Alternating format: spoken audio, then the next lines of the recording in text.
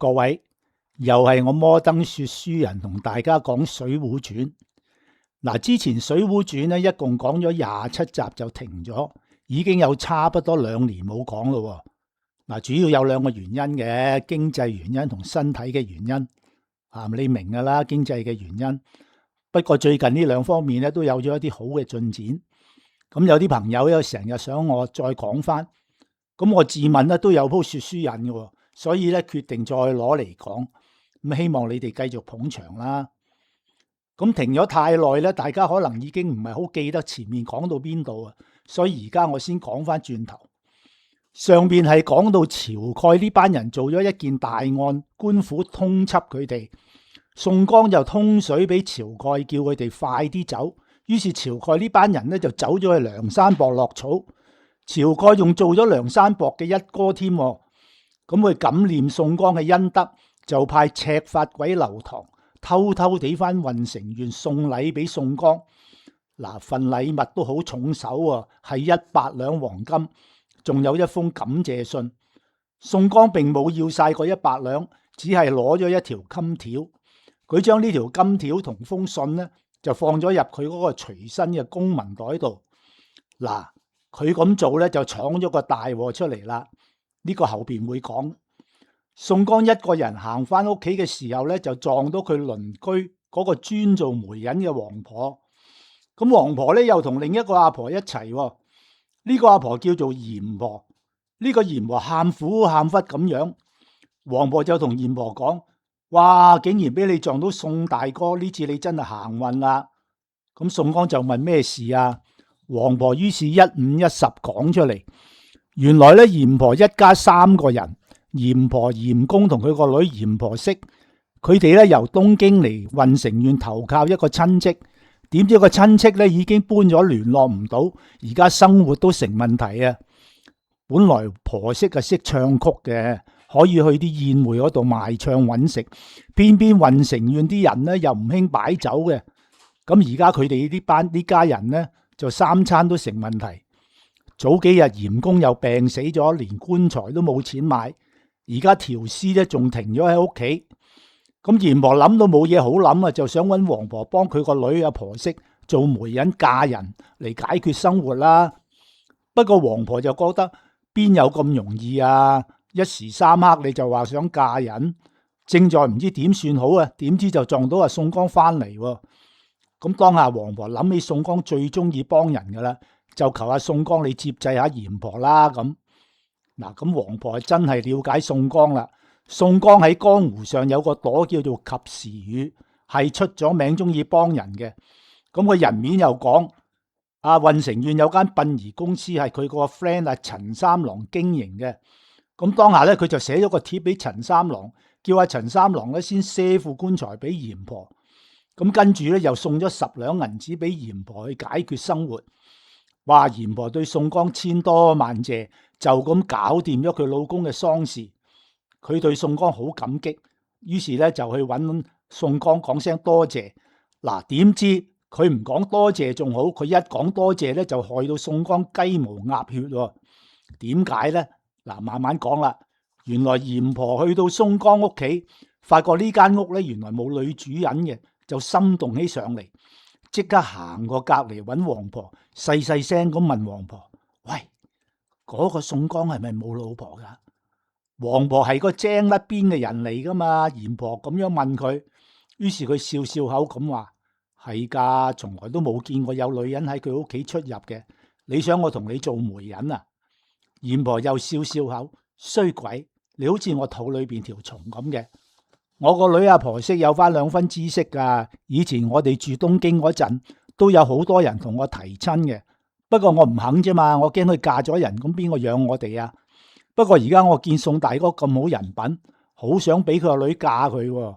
喂，有冇得諗啫？王婆又笑笑口：咁宋大哥係幾好人品嘅，佢有錢噶，佢喺縣衙門嘅人工就未必好高，不過佢有家底嘅。我試下嘅啫，未必一定得噶。咁你咪試下咯，講得成，我一定唔會代薄你。呢一晚，王婆趁阿宋江放咗工，就過去提呢件事。宋江初時係唔肯嘅，不過王婆咧係好專業，講到宋江有啲心動，就半推半就咁答應咗。嗱，王婆咧係有一條龍服務嘅，佢幫宋江揾埋樓，好快宋江咧就金屋藏嬌，不但有金屋，宋江仲買咗啲靚衫啊、靚首飾啊咁俾阿婆媳。咁婆媳本來係窮家女嚟噶嘛，雖然靚啫，但係衣着寒酸，靚極有限啦，人靠衣裝噶嘛。但係而家打扮起上嚟咧就豔光四射，可以選香港小姐咁款。宋江又唔係柳下惠，有個咁靚嘅老婆，起初都令佢對呢段婚姻咧有啲投入嘅，晚晚都喺度過夜。但係佢始終唔係一個好女色嘅人，公務又繁忙，慢慢就開始離少咗。呢段婚姻咧就開始有啲褪色啦。尤其是婆媳啊，得嗰19歲，係花一樣嘅年紀，就好似王家衛拍嗰套《花樣年華》咁。點會中意宋江呢種大叔先得噶？喺阿婆媳眼中，宋江除咗有啲錢呢，係接近一無是處嘅。大家嘅 taste 又唔同，宋江又唔靚仔，同宋江上床邊有樂趣噶？當做俾鬼責嘅啫。呢段婚姻由一開始咧就有暗湧，而且冇幾耐咧，宋江係做錯咗一件事。嗱，話說宋江有個叫做小張嘅同事。有一次咧，佢好衰唔衰帶阿小張翻嚟食飯。呢個小張咧就同宋江一樣喺家族排行第3嘅。雖然大家都係三郎，但係個樣就非常唔同啦。宋江呢個三郎又醜又黑，小張呢個三郎就眉清目秀、青靚白淨。婆媳一眼就愛上咗小張。小張見婆媳成日有意無意咁啤佢，咁佢都係一個風流浪子嚟噶嘛。就同婆媳眉來眼去，姣婆撞着脂粉客。婆媳等宋江去咗廁所，就講啲挑逗嘅說話，哇，即係明嚟，暗示大家可以發展。小張完全收到啦，佢對婆媳點下頭，大家明白晒，唔使講嘢。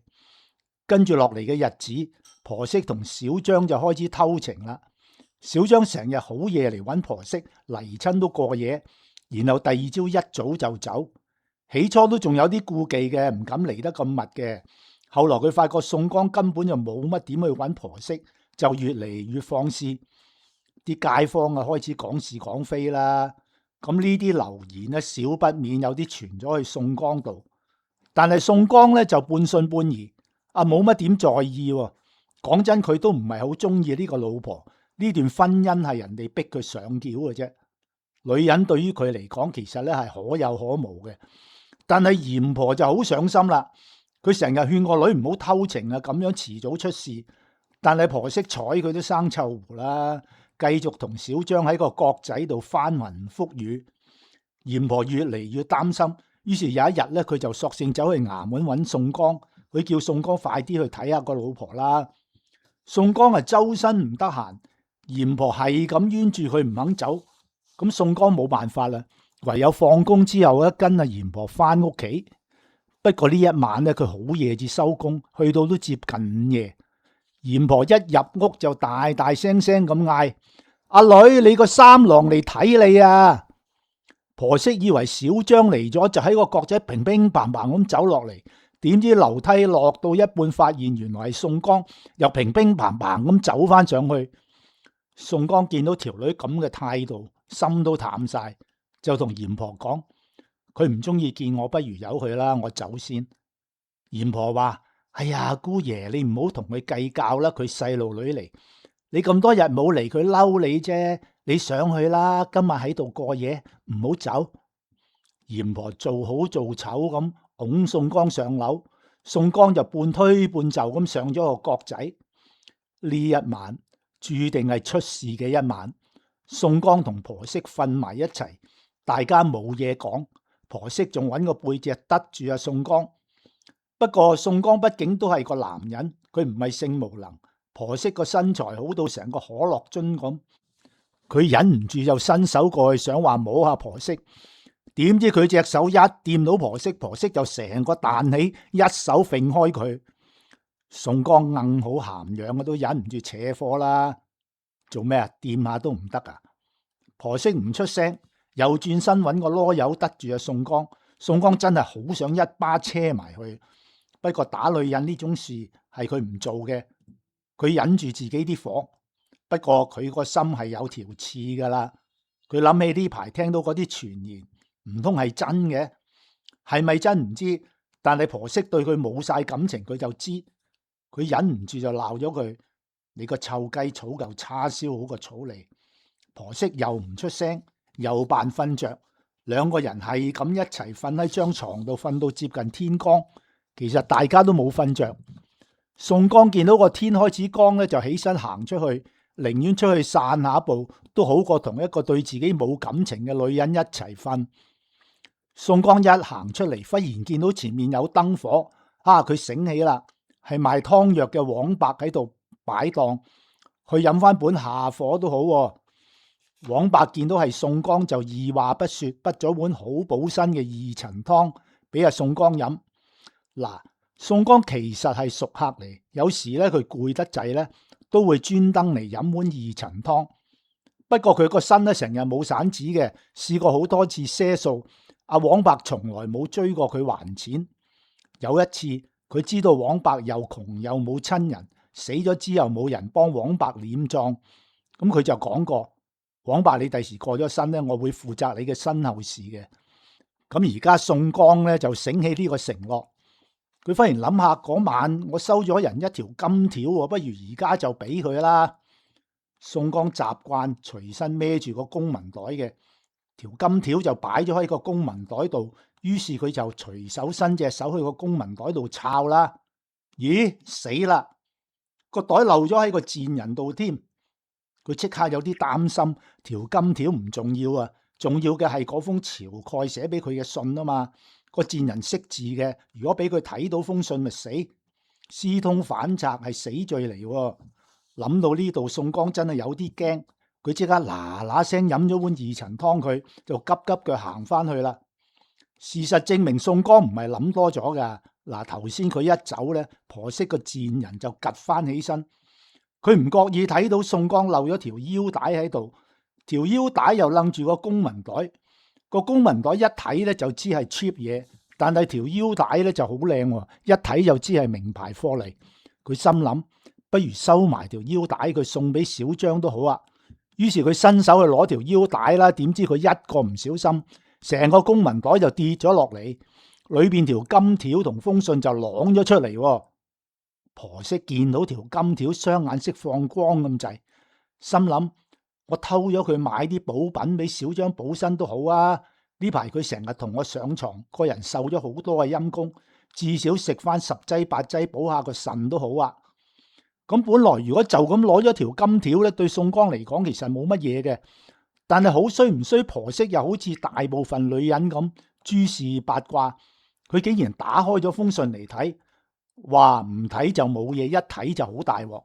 宋江同晁蓋呢班人嘅瓜葛裏邊寫得好清楚。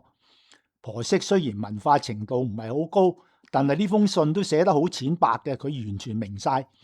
佢先係呆咗一陣，跟住就笑起上嚟。宋江，呢次你仲唔死？睇下老爺娘點樣玩鳩你。婆媳一路笑，一路將封信同條金條放翻落個公文袋度，然後就將成個公文袋用張被冚住。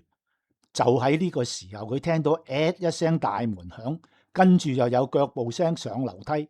佢即刻瞓低，眯埋眼扮瞓着。宋江匆匆忙忙咁行入嚟，見到個女人瞓着。佢記得佢個公文袋係吊喺床頭後面牆嘅，但係而家唔見咗，咁一定係個婆娘攞咗啦，仲有邊個啊？於是佢拍下婆媳，低聲下氣咁話：你攞咗我個公文袋啊，俾翻我啦！婆媳擘大眼掘住宋江：你做咩問我攞啊？你幾時有俾過我啊？呢度係得你同我，唔係你攞，係邊個攞啊？婆媳唔出聲。宋江忍住道氣：我頭先鬧你係我唔啱，我同你道歉好冇？你俾翻封信我啦！婆媳發爛渣：係我攞咗，不過我唔會俾翻你，你搵人拉我咯，我做賊啊！我冇話你做賊。婆媳冷笑：我梗係唔係做賊啦，衰得過有啲人同啲賊打龍通。呵呵呵。宋江面色一變，你係咪睇過我封信？你講，你做得出就唔好怕俾人知。呢封信我收埋，你唔想我出去同人講，除非你答應我3件事啦，唔係冇計傾。你講啊，莫講話3件，30件都得。我驚你做唔到喎。我做到一定做。邊3件事啊？咁你聽住咯。第一件，你將份結婚證明書俾翻我，再寫過一份文書俾我改嫁小張，得唔得？宋江話好啊。第二件，我戴嘅首飾、我着嘅衫同埋呢間屋所有陳設，你都寫一份文書，唔可以收翻，得唔得？宋江又話好。第三件，我怕你未必肯。我都應承咗你2件啦，點解呢件唔得呢？好，咁我講咯。梁山泊晁蓋俾你個100兩金，你俾晒我，我一定同你守秘密，連翻封信都俾埋你。宋江即刻面有難色。前2件我可以答應你，係呢件唔得。嗰100兩金我冇要到，係要咗條金條啫，其餘嗰啲我退翻晒俾人啦。我唔信。你哋啲當差嘅最擔錢噶啦，有100兩黃金你唔要，冇可能。我冇呃你，你都應該知道我唔呃人噶啦。嗱，不如你俾3日我籌100兩金俾你。不過你而家俾翻封信我先。婆媳又冷笑，我而家俾翻封信你，你仲會去籌100兩金俾我？你唔好當我傻噶，我哋一手交貨一手交錢。你攞100兩過嚟，我即刻俾翻封信你。宋江開始失去咗忍耐力。咁我真係冇100兩啊嘛，冇。咁你唔好怪我，聽朝我攞封信去衙門，到時你同個官講你有冇呢100兩金咯。宋江面色一變，你到底俾唔俾翻封信我？唔俾，你真係唔俾啊嘛？唔俾唔俾，去見官我就俾翻你。宋江已經係嬲到盡晒，撲過去揭開張被，婆媳即刻將個公文袋搏命咁攬實。宋江就去搶，婆媳又搏命攬實，2個人搶來搶去。突然間個公文袋跌咗把刀仔出嚟。嗱，呢把刀仔咧，平時係宋江要嚟壓住啲文書嘅。宋江一手立咗嗰把刀仔過嚟。嗱，其實佢冇諗過要殺人嘅，點知婆媳大聲嗌：救命啊！殺人啊！唉，佢唔嗌冇事嘅，佢一嗌就火上加油，好似提醒咗宋江可以殺人咁。宋江一手撳住佢，一手就揸住把刀割落佢條頸度。婆媳個頭甩咗一半，阿咗仲係嗌。宋江驚佢唔死，又補多刀。呢一下無情力咧，就割到佢個頭咧甩咗落嚟，跌咗喺個枕頭上邊，就嗌唔出聲啦。呢次宋江掟低咗把刀，攞翻個公文袋，抄咗封信出嚟啊！即刻喺盞燈度燒咗，再攞翻條腰帶綁翻好件衫咧，就大步落樓，甚至冇回頭望一眼。各位，件事搞到咁大鑊，宋江呢次一身蟻，點收科呢？下集話你知。